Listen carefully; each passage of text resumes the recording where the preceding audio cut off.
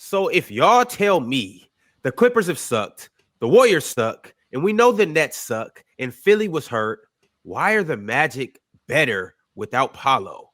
Bad narrative. The Magic play faster with him, and he's taking less shots. MTL, you are the resident Magic fan. You want to answer this question for us? Oh yeah, we have literally one of the best starting lineups in the whole NBA when Paolo's playing. We're definitely a way better team. And I saw a few days ago, I did want to speak on it. I saw a few days ago that Penn was about to pull that same narrative that people have been pulling Paolo's whole career about the plus minus on off numbers. Paolo's actually the more positive player this year when he's on the court. That doesn't matter to me, but I know the stat heads love using that narrative. No, I actually think they just both balance the team in their own specific way. And we have two players that was drafted in the same draft class in AB and Jet Howard, and they both dropped 30 points in back-to-back games. I just want to let that be known, and I actually have to go. So I'm later, MTL. Good to talk. All right, y'all. All right, MTL. Yes, sir. All right. We taxing them Franz on off numbers for Tyus Jones, by the way. Just putting that out there. But yeah, I think Paulo gonna fit in. Hopefully, when he comes back, I think Orlando are figuring things out, and Paulo can fit in and be the Paulo everyone thinks he is or that he is. Maybe the people who had Orlando as a playoff threat. Maybe you guys were right. What is There's the a difference though between. I'm sorry, Damien. I apologize. I was wondering what is it. No. Is it groin? Yeah, I think it's his groin. I think I'll check. I could be wrong. What but there's a were you saying, difference Damien? between. There's a difference between a team playing a good brand of basketball without their best player, but also acknowledging that they can't reach their ceiling without them too. So I think that's a thing that happens in Orlando where they look pretty good without Paolo on the eyes, but we know they can't do what they ultimately want to do without him. So you mean like the Clippers without Kawhi Leonard? Fit him in. And the Clippers with Kawhi Leonard? We ain't gonna go there. Or similarly, like I remember it was a year in Memphis where they were like 20-2 without John Morant or whatever. Yeah, they were getting busy. But like everybody knew they couldn't reach where they. That was Tyus Jones. Yeah, I remember. Yeah, that was Tyus Jones. Yeah, they couldn't reach where they wanted to go without John Morant. But Chia, I'm always going to push back on your logic with Orlando, or at least what's wrong with them, because you go to guard play often. Jalen Suggs is really good, man. He is. Jalen Suggs been amazing. Yeah, Suggs has been really good. He's been basically when he's on the court, they have really good offense. When he's off the court, they don't have so much of really good offense. When he's on the court, they have an elite defense. When he's off the court, they don't really have that much of an elite. He's a very impactful player for that team. Yes, sir. Like he should make all defense if he plays enough games. I don't know, but he should. The minutes restriction might mess it up a little bit. Just so anyone knows, the on-off numbers: Franz without Tyus Jones and no Paulo, they're plus 16. The only reason why Franz on-off numbers look worse without Paulo is because of he played 106 minutes with Tyus Jones, and they're a negative 19 in those minutes. Tyus Jones off the floor. Tyus Jones is the reason. It's tanking. Franz is been unplayable this year. Just want to make sure everyone's aware of that. Franz is still one of them ones. Mars, that's how the on-off numbers work. That's why I've always hated the on-off numbers. It's all going to be lineup dependent. Yeah, of course. That's why you can't just blindly follow. Like this is the. Okay, I'm gonna have to make it about Jokic. I'm sorry. I was trying to find a different player. But when you play that many minutes with your starters, and then it's like pretty much all bench units when you go to the bench, is why you'll see such a large discrepancy. Not that he's not majorly impactful, but like when you're playing that many minutes with your starting lineup, and then when you leave the court, it's pretty much all bench units plus one starter. Yeah, you're gonna be plus 15 on the court, negative 10 off the court because you didn't have depth and you were playing all bench units. So yeah, lineups are going to be heavily. It's like plus minus. It's the same thing as plus minus, but it's net rating, so all of a sudden it's valid. But it's the same thing. It's all going to be lineup dependent on that type of stuff. And to your point, I think I'm not going to argue that point. I think Jalen Suggs is playing great right now. But how many times, it's real talk, how many times, Mars, have we seen guys play really well in the regular season, and then we've seen a team, whatever this guy doesn't do, we shine the light on that and we make you do that? How many times have we seen that?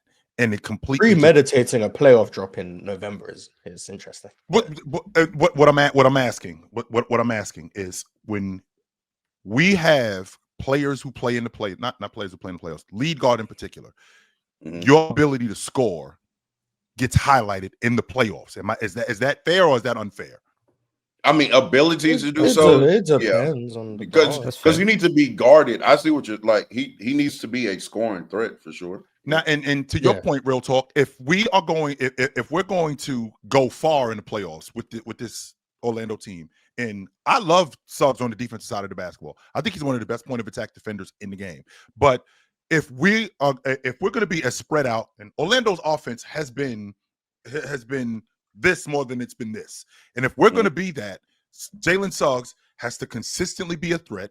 He has to be consistent. He has to consistently be a downhill guy. We saw what happened. One of the main problems that y'all dudes have with Cleveland is Darius Garland's ability to score in the playoffs. You like him scoring, you like him getting buckets, but his ability to score at a high level in the playoffs, not 30, but to continuously keep pressure on defenses. Jalen Suggs, when we get into the playoffs, when they run up on teams that have really good defensive schemes that are going to make him be a bucket getter consistently, because we're forcing Paulo into bad shots. Now we're going to make him be that. We put them in zone, and he now is going to have to attack zones and knock down open shots.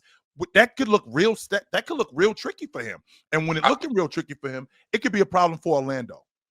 I also just think Darius Garland is a more important cog to that Cleveland offense than Jalen Suggs is to Orlando's. When they got Desmond Bane, to me, that's why I was like pushing back on the notion of Jalen Suggs needs to be like this score. Like, because now you have three legitimate scores on your team. Like Jalen Suggs now just needs to kind of get in where he fits in.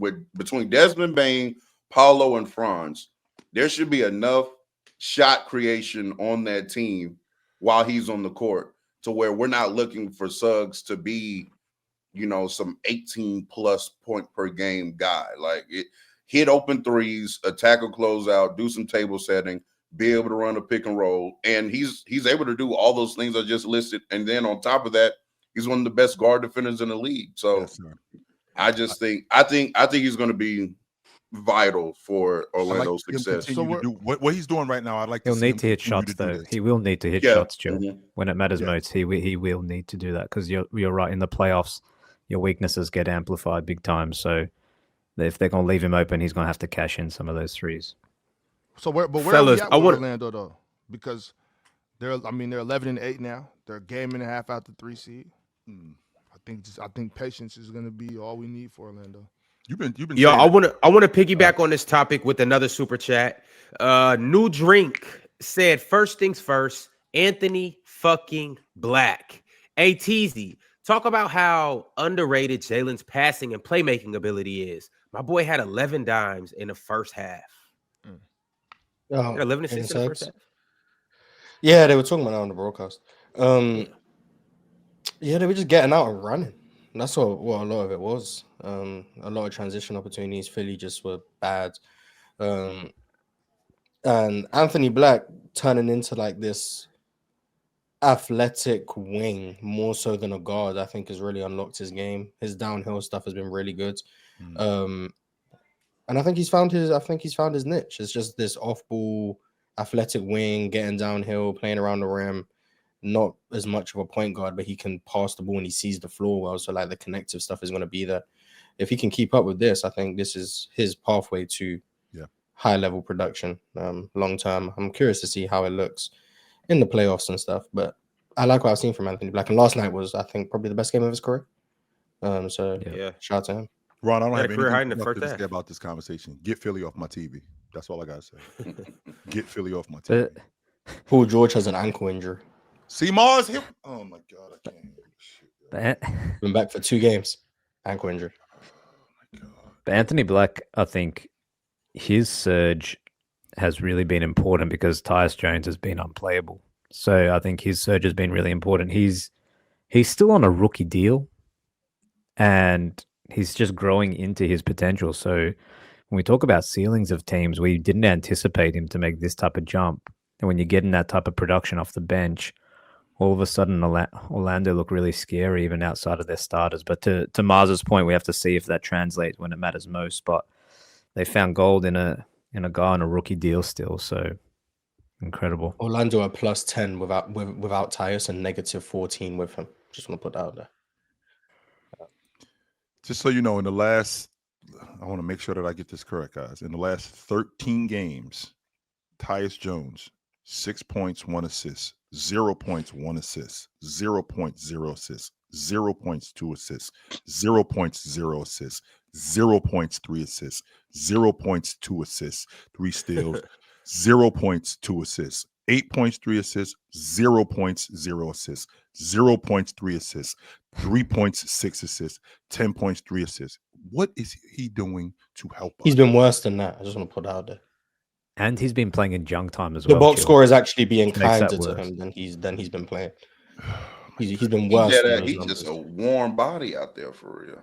That is. Is he making up the 10 for us? Real talk. Like we need 10, and he the 10th dude. Yeah, he the last. You like you know you at the corner, y'all got 9, and he make up the 10. Like come on, just walk in there and be like, hey, you want to play? Yeah. I mean, I guess it's one of the young boys too. Like, hey man, hey little man, come on. Yeah. You can run with us. just keep the ball. Just get out, stay out the way, and pass the ball. That's all you got to do. Shout out he was cool in like the first quarter yesterday. He made a couple threes. I was like, oh, nice, good work, Tyus. Still sucks, but shout out to him.